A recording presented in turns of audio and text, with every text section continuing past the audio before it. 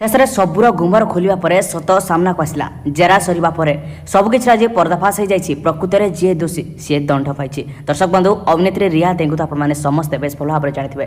ନିକଟରେ ଅଭିନେତ୍ରୀ ରିୟା ବିବାଦ ଘେରରେ ଛନ୍ଦି ହୋଇଥିଲେ ଏବଂ ଯେଉଁଥିପାଇଁ ମଧ୍ୟ ସାରା ଓଡ଼ିଶାରେ ବେଶ ଚର୍ଚ୍ଚାର ବିଷୟକୁ ଆସିଥିଲେ ଅଭିନେତ୍ରୀ ରିୟା ଏବଂ ତାଙ୍କର ସ୍ୱାମୀ। ରିୟା ଏବଂ ସୁନିଲ ଉଭୟ ପରସ୍ପରକୁ ବାହା ହୋଇଥିଲେ ଏବଂ ବର୍ତ୍ତମାନ ସମୟରେ ରିୟା ଏବଂ ସୁନିଲ ବିବାଦ ଘେରରେ ଛନ୍ଦି ହୋଇଥିଲେ। ତାଙ୍କ ଘରର ଚାକରାଣୀକୁ ନିର୍ଯାତନା, ଶାରୀରିକ ଏବଂ ମାନସିକ ନିର୍ଯାତନା ଦେଇଥିବା, ଟଙ୍କା ନ ଦେଇ ବିଦା କରିଦେଇଥିବା, ଗୋଇଠା ମାରିଥିବା, ଏମିତି ମଦ ବୋତଲରେ ମାରିଥିବା ମାମଲା ରୁଜୁ କରିଥିଲେ ତାଙ୍କ ଘରର ଚାକରାଣୀ। ଯେଉଁ ସବୁ ମାମଲା ସାମ୍ନାକୁ ଆସିବା ପରେ ସାରା ଓଡ଼ିଶାରେ ଚର୍ଚ୍ଚାର ବିଷୟ ପାଲଟିଥିଲା। ଆଉ ବର୍ତ୍ତମାନ ସମୟରେ ସବୁ କିଛିର ପର୍ଦ୍ଦାଫାଶ ହୋଇଯାଇଛି।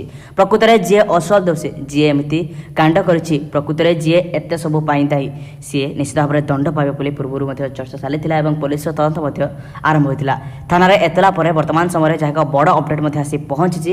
ରିୟାଙ୍କ ଚାକରାଣୀ ଯିଏ ରହିଥିଲେ ତାଙ୍କର ଭଉଣୀ ବର୍ତ୍ତମାନ ସମୟରେ ମୁହଁ ଖୋଲିଛନ୍ତି ଏବଂ ସବୁ ସତ ସତ ମଧ୍ୟ କହିଥିଲେ। ଏପଟେ ପୋଲିସ ମଧ୍ୟ ନିକଟରେ ରିୟା ଦେଙ୍କୁ ଜେରା କରିଥିଲା ଏବଂ ଚାକରାଣୀର ଏତଲା ମୁତାବକ ଯାହା ସବୁ ପ୍ରଶ୍ନ ଥିଲା ସବୁକିଛି ଗୋଟି ଗୋଟି କରି ତନାଘନା କରି ଗୋଟି ଗୋଟି କରି ରିୟାଙ୍କୁ ପଚରା ଯାଇଥିଲା ଏବଂ ରିୟା ମଧ୍ୟ ସବୁକିଛିର ସତ ସତ ଉତ୍ତର ରଖିଥିଲେ। ବର୍ତ୍ତମାନ ସମୟରେ ପୋଲିସ ମଧ୍ୟ ଏ ସମ୍ପର୍କରେ ସ୍ପଷ୍ଟୀକରଣ କରିଛି ଯେ ରିୟା ସବୁକିଛି ସତ ସତ ବଖାଣିଛନ୍ତି ଏବଂ ଏବେ ଆଉ କୌଣସି ଦିଗ ମଧ୍ୟ ବାକି ରହିଛି ଯାହା ଉପରେ ପୋଲିସ ବର୍ତ୍ତମାନ ସମୟରେ ତଦନ୍ତ ଜାରି ରଖିଛି। ଚାକରାଣୀକୁ ମଧ୍ୟ ବର୍ତ୍ତମାନ ସମୟରେ ଯାହା ଅପଡେଟ୍ ରହିଥିଲା କି ତାଙ୍କୁ ମଧ୍ୟ ପଚରା ଉଚରା ଜାରି କରିବ।